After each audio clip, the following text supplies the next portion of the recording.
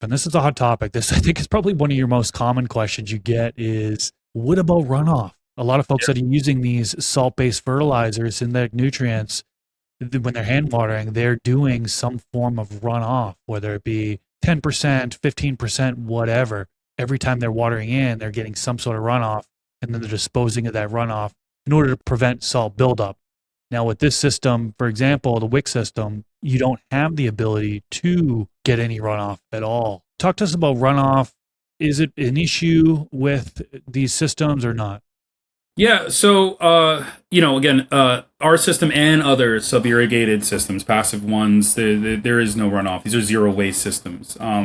That can, for some people, be a reason that they're a little afraid to go into it and have some questions around it.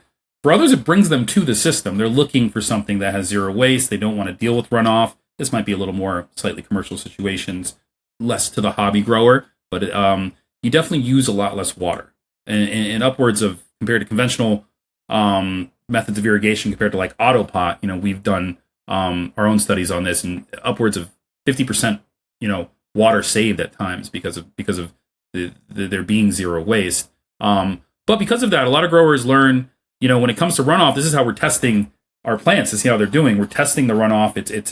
It's advising us on how to proceed and how the plant is doing and how our substrate is doing. That's just not present in our systems. And there is a concern from people coming in that, if there is no runoff, then the plants will be stressed out by residual salts left in the media, and things just won't go well. And the fact is that these residual salts, as they become present in the substrate, migrate to the top layer, because again, everything's being pushed up. We have the properties of the wicking substrate.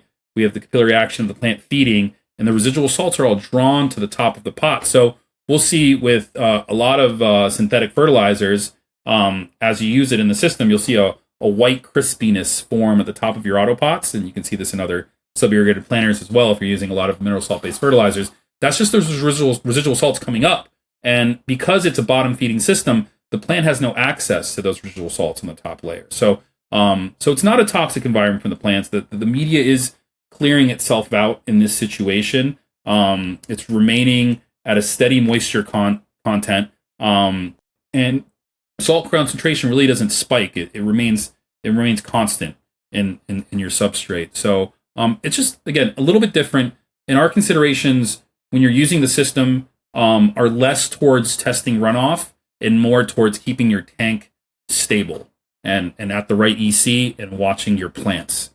So this is where we're looking a little less to the runoff. That's a common question we get all the time. I have growers calling that just stepped in AutoPot and they're having issues and they can't test their runoff. They're like, what do we do? And that's where we kind of direct them towards. This is the method that we use to analyze what's going on and troubleshoot. I feel like the lower EC in combination with the moisture level, consistent moisture level, kind of reduces or somewhat eliminates the salt buildup entirely. At least in my experience, I've gone so many grows where there's been no runoff. I'm talking about using with synthetic salt-based fertilizers. There's been no runoff, and things have just been fine. They've been fantastic.